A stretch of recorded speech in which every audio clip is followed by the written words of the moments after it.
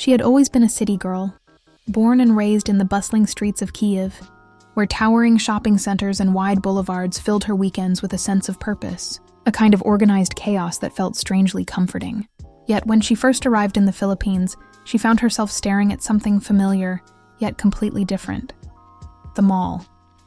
Not just any mall, sprawling complexes that seemed to touch the sky, buzzing with life, light, and that inexplicable energy Filipinos seem to radiate.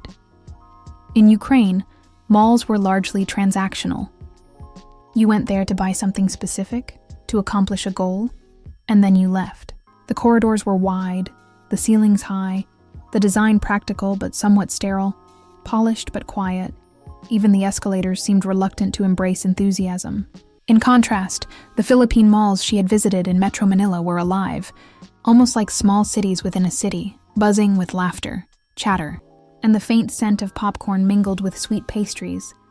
Her first stop had been SM Megamall, a name she had heard whispered in office corridors and local guidebooks alike. Established in 1991, it was one of the earliest of the SM chain expansions that had transformed the landscape of Philippine shopping.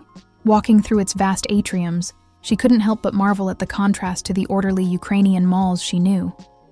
Here, stores stretched endlessly. The air conditioning was mercifully cold in the tropical heat, and people weren't just shopping.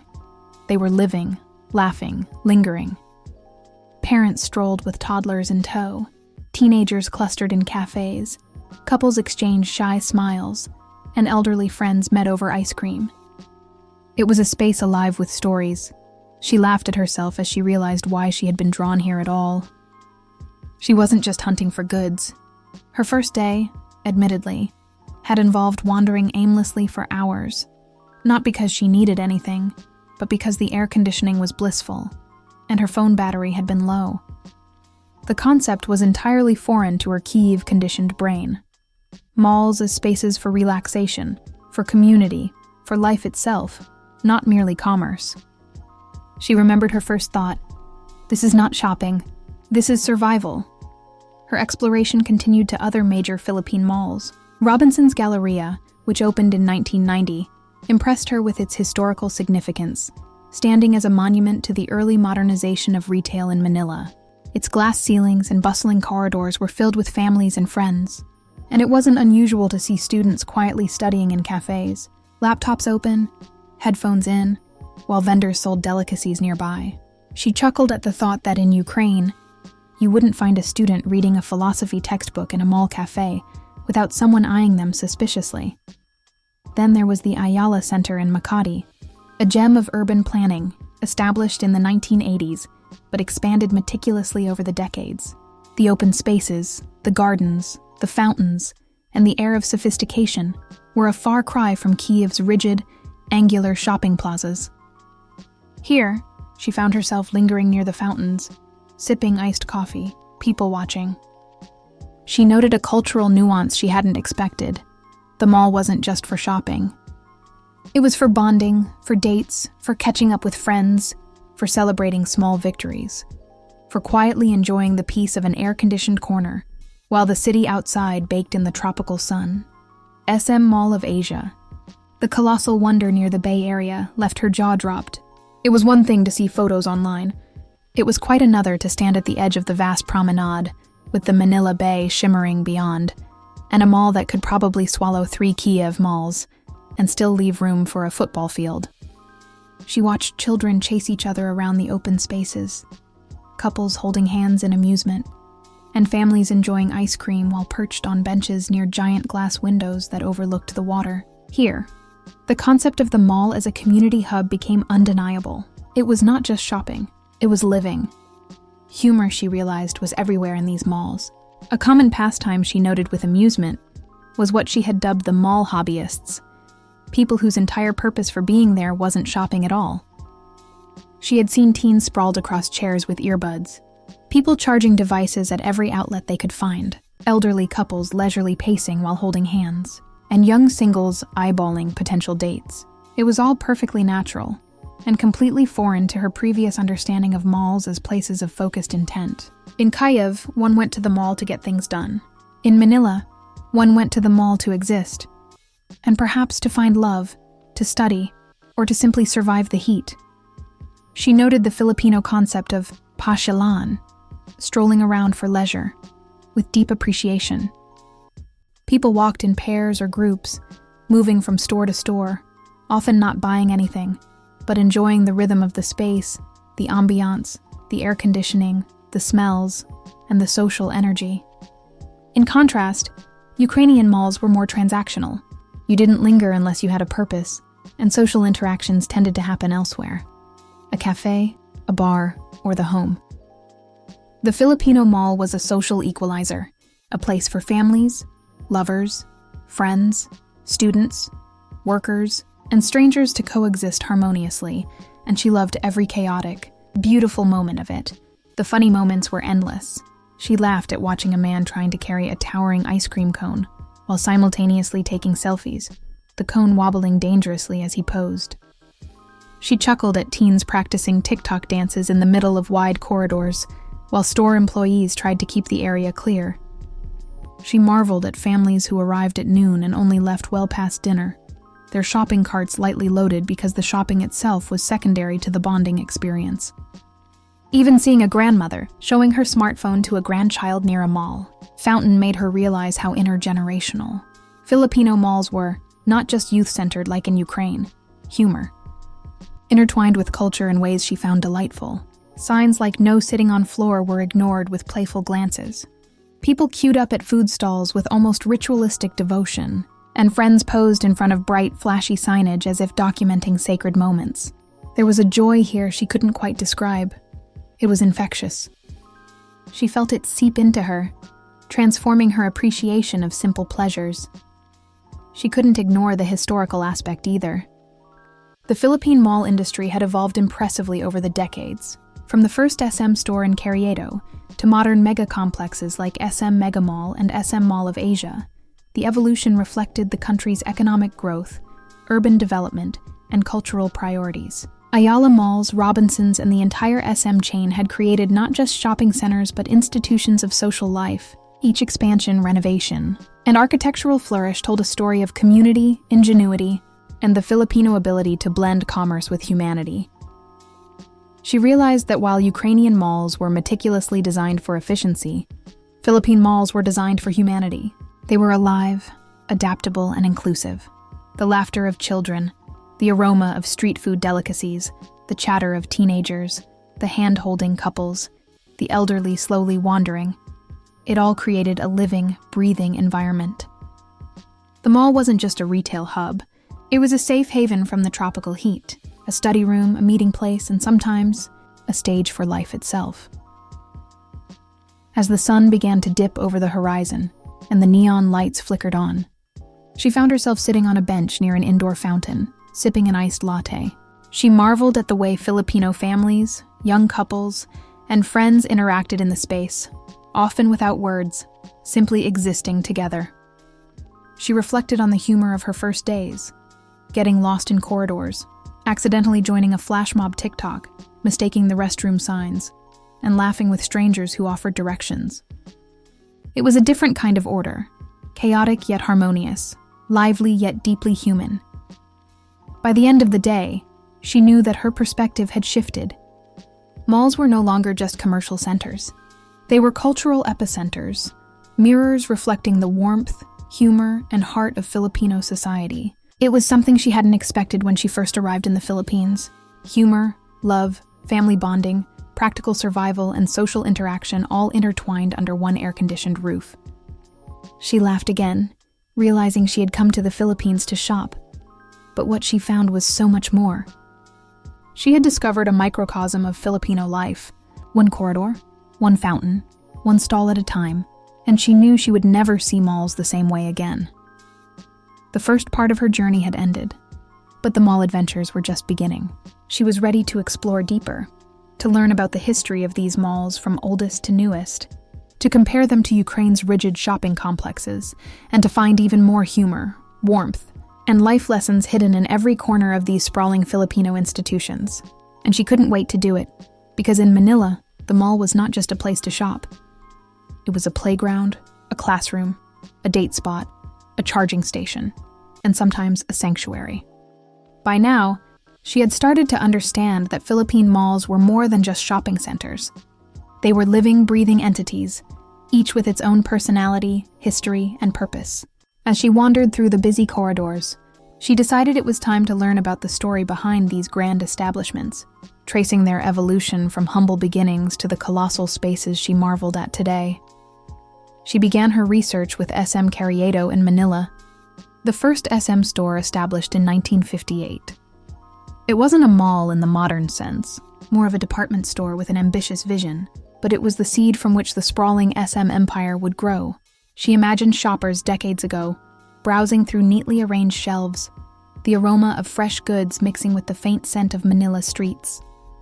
Somehow that small store had sparked a revolution in retail and community culture. For a blonde Ukrainian woman accustomed to the utilitarian malls of Kyiv, it was fascinating to see how one person's vision could transform an entire country's approach to shopping and social life. Next, she visited SM North EDSA, established in 1985 in Quezon City. Walking into its cavernous halls, she was struck by the sheer scale. It was almost comical. She joked to herself that it was like stepping into a mall designed by someone who had watched too many science fiction movies. The building seemed to stretch endlessly in every direction, filled with stores, cafes, cinemas, and even indoor amusement parks. She noticed families happily wandering around, children clutching balloons, couples sharing snacks, and friends lounging in the middle of corridors without a care in the world. In Ukraine, such a scene would have been rare. People were there to shop efficiently and leave. Here, the mall was a world in itself. Her next stop was SM Mega Mall, opened in 1991. She had been there before, but this time she looked beyond the air-conditioned comfort and bright signage. She studied the history, realizing it had been designed to cater to Manila's rapidly urbanizing population, providing not only retail options but entertainment, dining, and communal spaces. She laughed as she remembered the first time she had attempted to navigate its labyrinthine corridors, ending up accidentally in a karaoke bar, where a small group of enthusiastic patrons had welcomed her to sing along. The mall's design encouraged exploration, spontaneity, and connection, elements that made the experience amusing, chaotic, and deeply human. She then turned her attention to Robinson's malls, which began with Robinson's Galleria in 1990. The Galleria had set a precedent for modern shopping in the Philippines, emphasizing accessibility and variety while maintaining a sense of elegance. She wandered through the atrium, admiring the design and watching shoppers glide between stores. Unlike SM's sprawling complexes, Robinson's had a slightly more refined atmosphere, almost as if it encouraged visitors to take their time, browse thoughtfully, and savor their experience. She chuckled at the Filipino habit of stopping mid-corridor to check messages, take selfies, or exchange snacks, as if the mall itself was a stage for everyday theater. Ayala malls, she discovered, had a different philosophy altogether. Established in the 1980s, they combined retail with aesthetics, often incorporating gardens, fountains, and open spaces into the design. She walked through Greenbelt in Makati and was struck by the serene blend of nature and commerce. Families picnicked near fountains, couples sat on benches watching the sunset filter through the glass ceilings, and children darted around play areas. She marveled at how these malls had become destinations not just for shopping, but for socialization, relaxation, and even reflection. In Kyiv, the nearest equivalent would be a park or cafe. A mall as a space of beauty and community simply did not exist. SM Mall of Asia, arguably the crown jewel of Philippine malls, had her gasping yet again. Opened in 2006, it was a testament to ambition, combining retail, entertainment, and scenic views of Manila Bay. She wandered through its multiple levels, taking in the cinemas, the skating rink, the expansive promenade, and the seaside view. Families played together, teenagers posed for photos, couples held hands as they strolled, and employees hustled efficiently while still smiling. She laughed to herself, thinking how absurdly delightful it was that a mall could accommodate so many purposes at once: shopping, entertainment, dating, studying, working, and even just escaping the heat. Her observations went beyond mere architecture or size. She noticed recurring patterns in Filipino mall culture that made her smile. People didn't just come to buy, They came to be. They came to charge their phones while sipping iced coffee, to rest their feet after navigating the streets, to meet friends and family, to celebrate birthdays, anniversaries, or simple victories. Children's laughter echoed through corridors while parents shopped, teens practiced dance routines for social media, and elderly couples leisurely ambled through open spaces. Even the security guard seemed to embrace a role that was more about community care than mere enforcement. She found herself laughing at the quirks that made Filipino malls so unique. For instance, there were always people doing the unexpected. Teenagers performing impromptu karaoke competitions, friends arguing over what flavor of Halo Halo to get, office workers treating the food court as an extended break room, and couples taking ridiculous selfies in every corner. Even something as simple as the seemingly endless availability of charging stations became a humorous cultural revelation. In Ukraine, you'd find maybe 1 or 2 outlets in a cafe, and people guarding them fiercely. In the Philippines, outlets were abundant, and people approached charging their phones with casual joy, often striking up conversations in the process. Family bonding was another element she found endearing. She watched as mothers guided children through stores, grandfathers chatted with grandchildren while taking a coffee break, and siblings playfully argued over toys or snacks. She realized that malls had evolved beyond commerce into arenas of connection.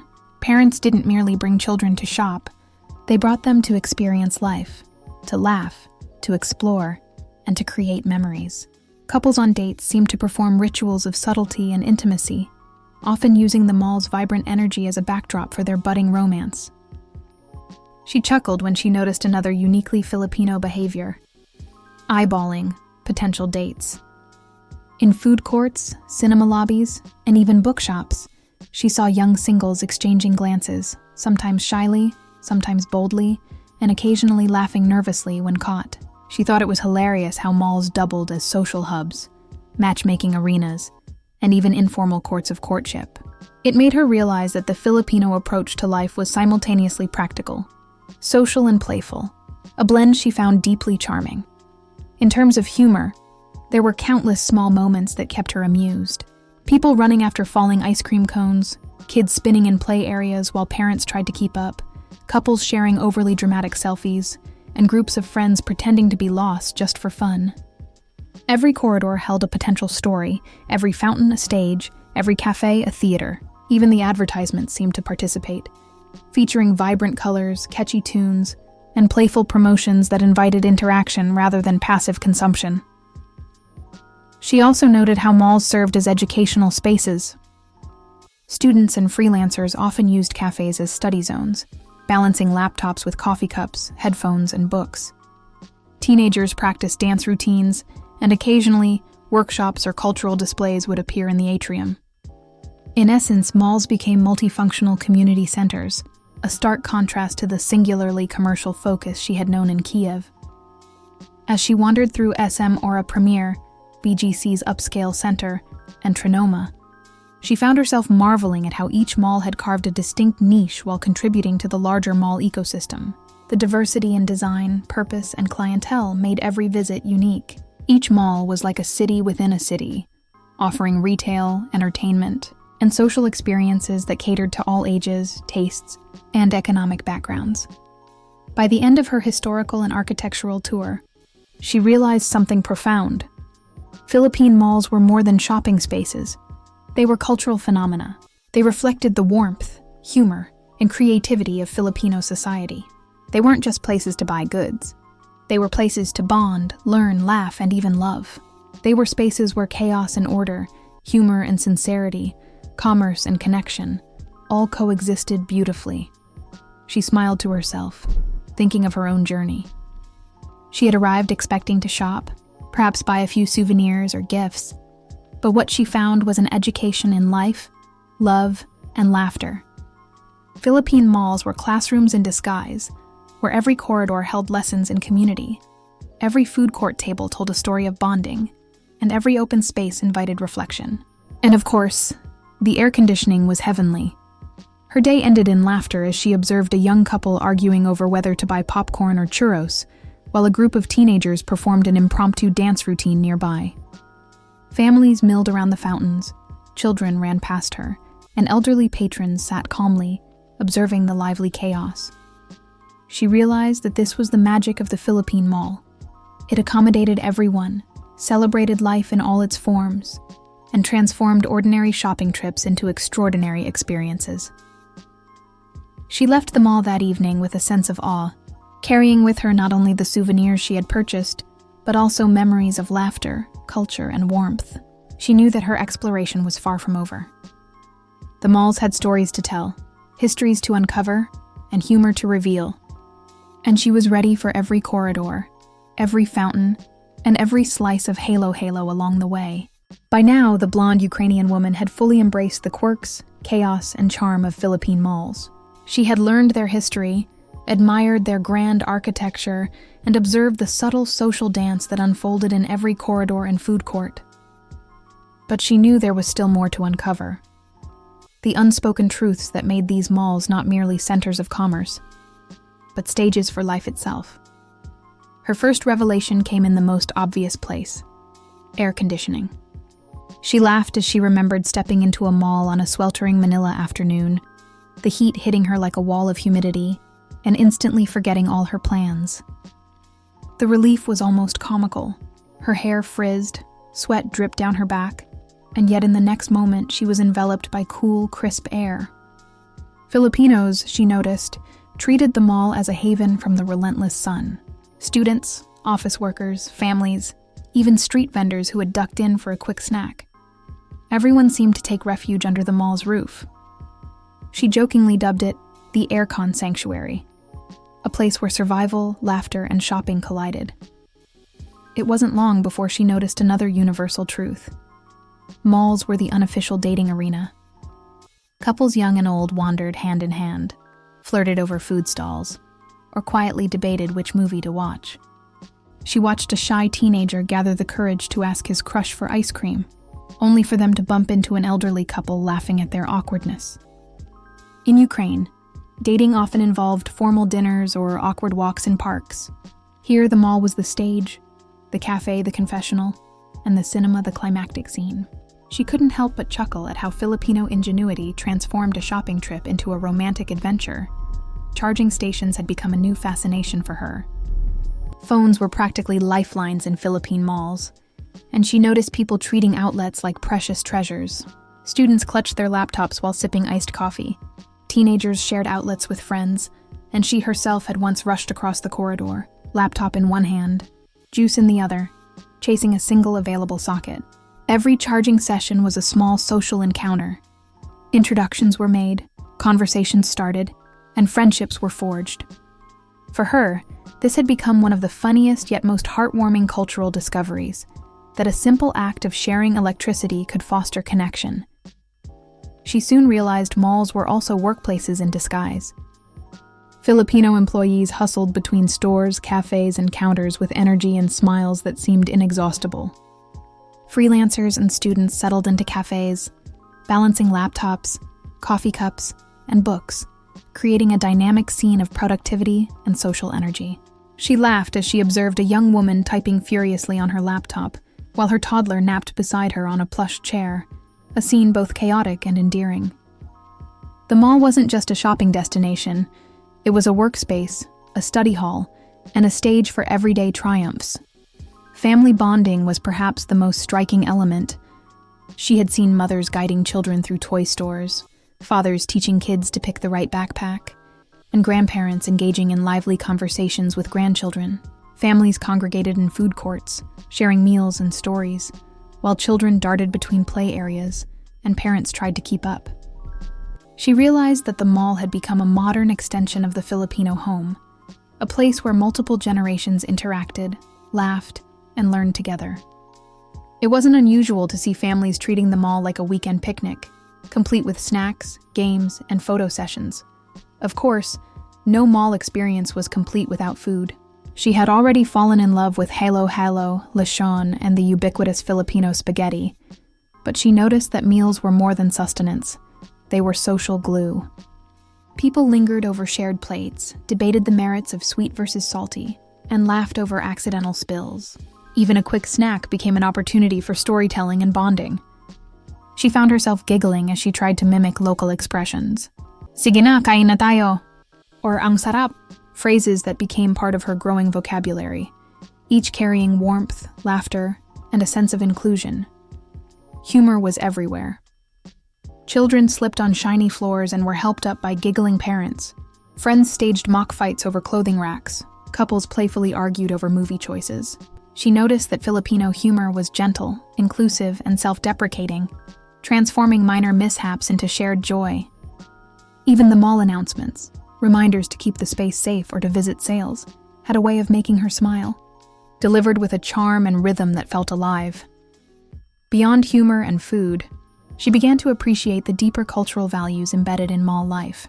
Pakikisama, the Filipino emphasis on harmony and social cohesion, was evident everywhere. Shoppers helped each other carry packages, employees assisted strangers without question, and even traffic in corridors moved with an unspoken sense of cooperation. She found this deeply heartwarming, a subtle lesson that life could be both structured and playful, orderly and joyful. Utang na loob also appeared in surprising ways. Someone returned a lost wallet at the customer service desk. A stranger helped a mother untangle a stroller. A group of teenagers carried groceries for an elderly neighbor. These acts of reciprocal kindness weren't flashy or performative. They were woven into daily life, much like the rhythm of the mall itself. She laughed at the idea that a building could teach morality, but she had to admit, the lessons were real. As she explored more malls, SM Ora, Trinoma, Glorietta, Ayala Center, and even smaller provincial centers, she noticed that each had its own personality. Some were sleek and modern, catering to young professionals and luxury shoppers. Others were vibrant, chaotic, and community-centered, filled with children, students, and families. But the underlying thread remained the same. These malls were spaces for living, for learning, for laughing, and for connecting. Her own experiences became a running comedy show. She had accidentally spilled Halo on a cashier's counter and was met with laughter instead of scolding. She had mistaken a service elevator for a public passageway and ended up in the mall's storage area. She had tried to start a conversation with a local teen only to be corrected politely but kindly in Tagalog. Each incident became a story, each misstep a lesson, and each laugh a memory she would carry forever. She found herself observing the little things that made Filipino malls charming. The way children waved at fish in indoor ponds, the music perfectly blending with announcements, the subtle aroma of street food mixing with coffee and pastries, the smiles exchanged between strangers.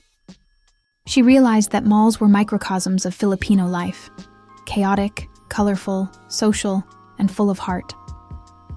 By the evening, she sat on a bench near a fountain, reflecting on her journey.